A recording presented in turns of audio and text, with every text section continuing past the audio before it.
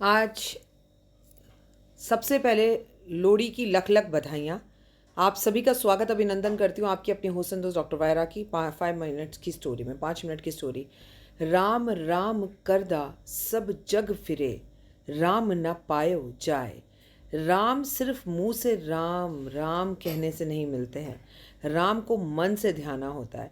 और कैसे ध्याते हैं मन से, आज एक बड़ी अच्छी कहानी सुनी जो आपके जीवन का लक्ष्य परिवर्तन कर देगी। और फिर वो कौन कहता है कि भगवान आते नहीं, तुम मीरा के जैसे बुलाते नहीं। बस अभी अभी गुरुद्वारे से आकर बैठी हूँ। आज देव का एग्ज़ाम है, प्री बोर्ड, और वो भी लास्ट एग्ज़ाम है। एक दिन का ब्रेक, उसके बाद फिर प्रैक्टिकल शुरूज़ है। तो भाई क्योंकि मैं पंजाबी हूँ और गुरुद्वारे जाना लोहड़ी वाले दिन सबसे ज़्यादा ज़रूरी है। वाहिगुरु जी का खालसा, वाहिगुरु जी दी फतेह। तो मंदिर में पूजा कर कर भगवान लड्डू गोपाल को मूंगफली गज़क का भोग लगाकर बस अभी आपके समक्ष पहुँची हूँ। तो चलिए कहानी शुरू करते हैं। एक राम नाम का, रामू कहते थे लोग उसको, भिखारी था। सारा दिन भीख मांगता रहता, कपड़े फटे रहते, कोई खाना देता तो खा लेता, नहीं देता तो नहीं खाता। लेकिन एक बात बिल्कुल पक्की थी कि उसके मुख से राम निकलना बंद नहीं होता।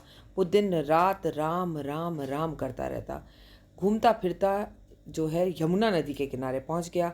वहाँ पर एक साधु बैठकर अपना आंखें बंद कर कर आसन बिछाकर राम नाम जाप कर रहा था। इतने में क्या दिखता है कि वहीं पर एक सेठ जो है वो अपनी मोटी सोने के खूब सारी अशर्फियाँ लेकर वहाँ पर स्नान कर रहा है। अपने कपड़ों के साथ अशर्फियाँ रख देता है और इधर ही रामू सेठ जी के साथ स्नान करता है।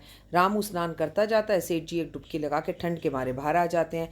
देखते हैं तो उनके जो अशर्फियों की जो पोटली है वो नहीं होती। वो देखते हैं एक तरफ साधु है, एक तरफ भिखारी है।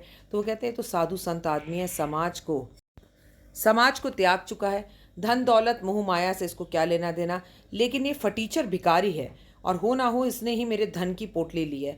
वो आप देखता है ना ताप देखता है, कहता है तूने लिया। उसे मारना शुरू कर देता है और कहता है मैं तेरे को कोतवाली लेकर जाऊंगा, थाने लेकर जाऊंगा, मेरी पोटली वापस कर दे, ज़िंदगी भर की कमाई है। वो ईश्वर की तरफ देखता है, कहता है राम मेरे तो कपड़े भी फटे हुए हैं, मैं इसकी पोटली छुपाऊंगा कहाँ। और आज तेरी परीक्षा है, आकर मेरी सच्चाई की गवाही दे, नहीं तो इस यमुना में ही कूद कर मैं अपनी जान दे दूंगा। इतने में बहुत लोग इकट्ठे हो जाते हैं। सेठ जोर जोर से चिल्लाना शुरू कर देता है, पुलिस वाले आ जाते हैं।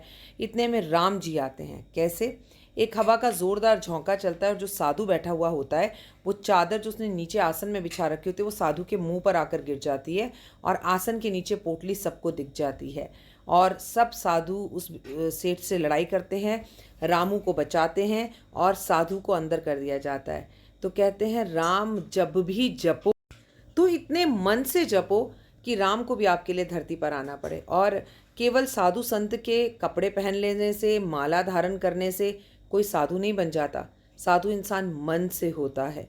और कोई साधु गलत काम नहीं कर सकता, ऐसा भी नहीं हो सकता है ना। और कोई भिखारी हमेशा गरीब, सिर्फ गरीब ही हो और वो चोर ही हो, ये भी ज़रूरी नहीं होता। हमारा माइंड सेट होता है। बस अपने माइंड को समझिए। हम ताकि रही भावना तैसी, प्रभु मूरत देखी तिन तैसी। हम जिसके लिए जो सोच लेते हैं बस उसको फिर वैसे ही देखते चले आते हैं।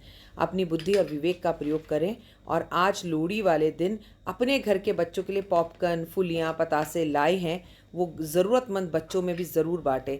ना जाने आपको रामू जैसा कौन राम भक्त मिल जाए और राम के चमत्कार देखने को मिल जाए। कमेंट्स में जय माता दी लिखिएगा। लोहड़ी की लख लख बधाइयाँ।